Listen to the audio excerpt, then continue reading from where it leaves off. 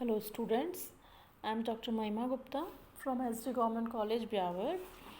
आज मैं आपके सामने बात करने वाली हूँ लीनियर प्रोग्रामिंग के एप्लीकेशंस के बारे में, इसके लिमिटेशंस के बारे में।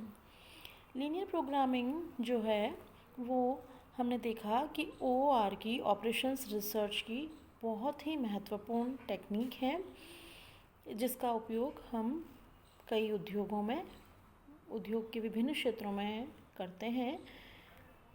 कुछ प्रमुख क्षेत्र जिनमें हम लीनियर प्रोग्रामिंग का प्रयोग कर सकते हैं, उनमें से पहला हमने लिया है कृषि के क्षेत्र में।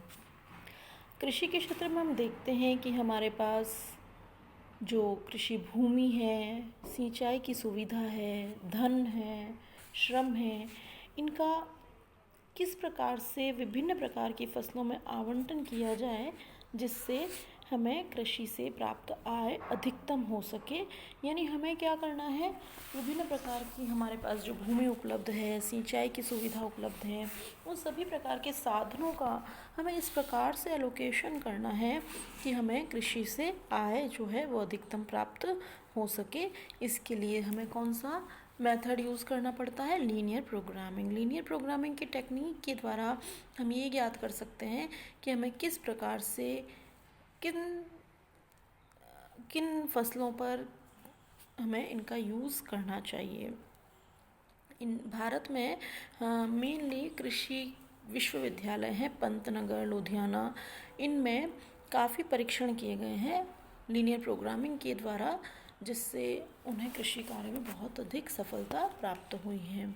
इसी प्रकार से हम बात कर सकते हैं कि कम लागत में संतुलित खाद्य सामग्री प्राप्त करने के लिए आज हम देखते हैं कि प्रत्येक व्यक्ति अपनी खाद्य सामग्री इस प्रकार से निश्चित करना चाहता है कि उसको जो उसकी डेली रूटीन की खाद्य सामग्री की पूर्ति न्यूनतम लागत पर हो सके।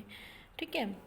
इसी प्रकार से बड़े बड़े हॉस्पिटल्स में जो चिकित्सा करवा रहे हैं, जो ट्रीटमेंट ले रहे हैं, ऐसे व्यक्तियों के लिए कम से कम लागत पर अधिक से अधिक पौष्टिक आहार उन्हें मिले, बैलेंस्ड डाइट उन्हें मिले, इसके लिए भी लीनियर प्रोग्रामिंग टेक्निक को काम में लेकर कम लागत पर बेस्ट क्वालिटी का बैलेंस्ड डाइट प्राप्त करने के लिए हम लीनियर प्रोग्रामिंग का यूज़ कर सकते हैं।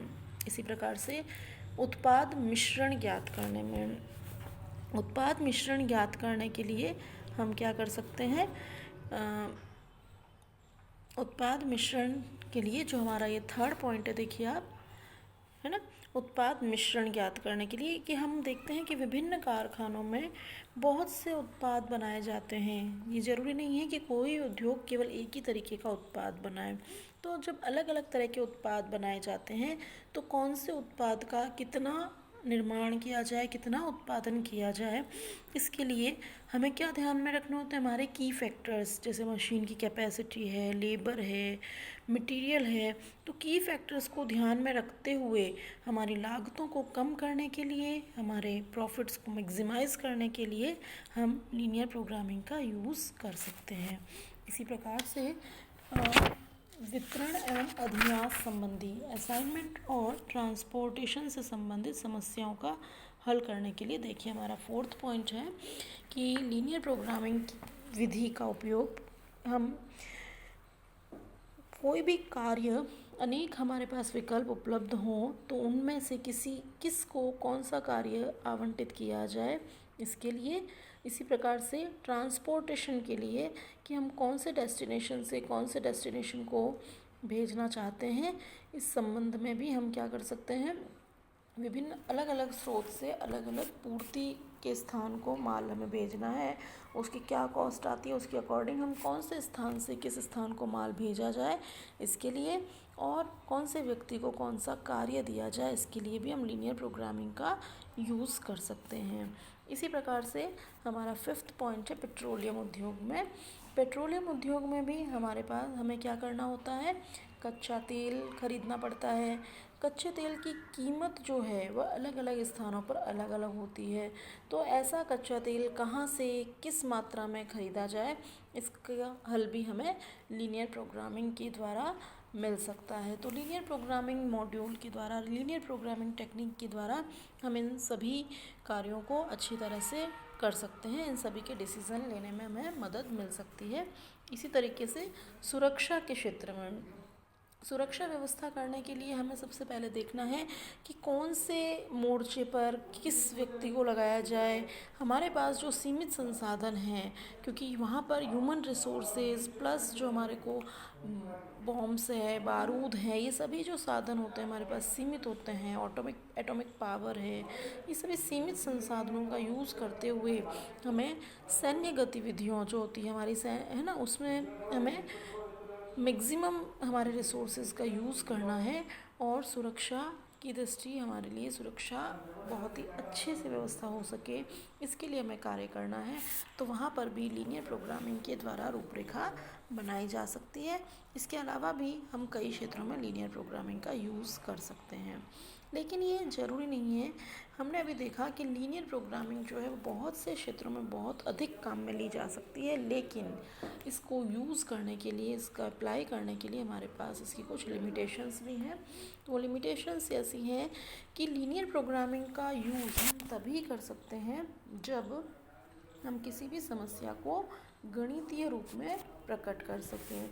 यदि किसी समस्या को गणितीय रूप में प्रकट नहीं किया जा सकता है, देन उसका सॉल्यूशन लीनियर प्रोग्रामिंग के द्वारा किया ही नहीं जा सकता, क्योंकि हम उसे गणितीय रूप प्रदान नहीं करेंगे तब तक हम उसे लीनियर प्रोग्रामिंग मेथड के द्वारा सॉल्व नहीं कर सकते हैं। इसके अलावा सेकंड पॉइंट हमने आपको दिया है कि जो हम चरों का मान जो है वो पूर्णांक में आना चाहिए। हमने ये देखा कि लीनियर प्रोग्रामिंग में अनुकूलतम हल जब हम निकालते हैं, जब हम लास्ट में हम ऑप्टिमम सॉल्यूशन पर पहुंच जाते हैं, तो उस समय हमारा जो वेरिएबल्स का मान है, वैल्यू है, वो पूर्णांक में न होकर कई बार अपूर्णांक राशि भी हो सकती है, क्योंकि ये किस पर निर्भर करता है, डिविजिबिलिटी पर।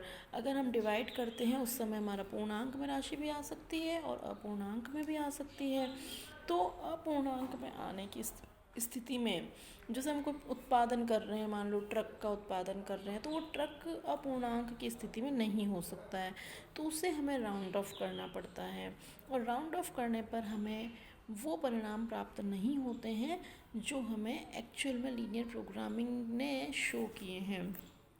तो इस प्रकार से हमारे जब चरों का मान हमेशा पूर्णांक में ही हो यह आवश्यक नहीं है, और ऑप्टिमम सॉल्यूशन के लिए पूर्णांक में आना आवश्यक है। इसी तरीके से थर्ड पॉइंट हमने आपको बताया है कि जब चरों के बीच में रेखीय संबंध होगा तभी लीनियर प्रोग्रामिंग का यूज़ किया जा सकता है। लेकिन कई प्रकार की समस्याएं ऐसी होती हैं जहां पर हम वेरिएबल्स के बीच रेखीय संबंध स्थापित नहीं कर सकते हैं, तो उन स्थितियों में भी लीनियर प्रोग्रामिंग का यूज़ नहीं किया जा सकता है। उसके बाद में नेक्स्ट पॉइंट हमने आपको बताया है कि केवल निश्चितता की स्थिति में ही लीनियर प्रोग्रामिंग का यूज़ किया जा सकता है। अर्थात लीनियर प्रोग्रामिंग टेक्निक का यूज़ हम तभी कर सकते हैं जब हमें साधनों की जो मात्रा उपलब्ध होगी, प्रति इकाई कितना लाभ होगा, लागत कितनी होगी, इन सभी के बारे में ज्ञान हो। यदि हमें इसके बारे में अनिश्चितता हो तो हम लीनियर प्रोग्रामिंग का यूज़ नहीं कर सकते हैं।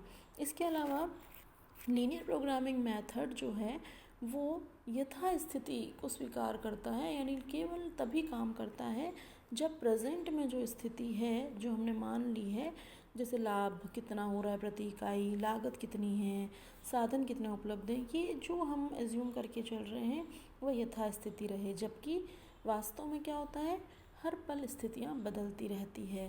तो जब बदलती हुई परिस्थितियाँ हो तब इसका उपयोग संभव नहीं है। यानी इस प्रकार से हम देखते हैं कि लीनियर प्रोग्रामिंग मेथड जो है वह बहुत ही अधिक उपयोगी है, लेकिन साथ ही हमें इसकी लिमिटेशंस को ध्यान में रखते हुए ही इसका उपयोग करना चाहिए। केवल कुछ सीमाओं के कारण, हम कुछ लिमिटेशंस के कारण हम लीनियर प्रोग्रामिंग मेथड को उपयुक्त या तर्क संगत नहीं है ऐसा नहीं कह सकते हैं, बल्कि व्यावसायिक समस्याओं के हल के लिए एक बहुत ही अच्छी टेक्निक है, और इस टेक्निक से बहुत सी समस्याओं के हल संभव है। केवल हमें इतना ध्यान रखने की आवश्यकता है कि हमें इसका यूज़ करते हुए इसकी सीमाओं को ध्यान में रखना है और उनके निराकरण का प्रयास करना चाहिए। आई होप कि आपको लीनियर प्रोग्रामिंग का सिंप्लेक्स मेथड, इसका यूज़, इसकी लिमिटेशंस सब कुछ समझ में आया होगा। नेक्स्ट वीडियो में हम नेक्स्ट चैप्टर ट्रांसपोर्टेशन और असाइनमेंट के बारे में बात करेंगे। तब तक के लिए गुड बाय, थैंक यू।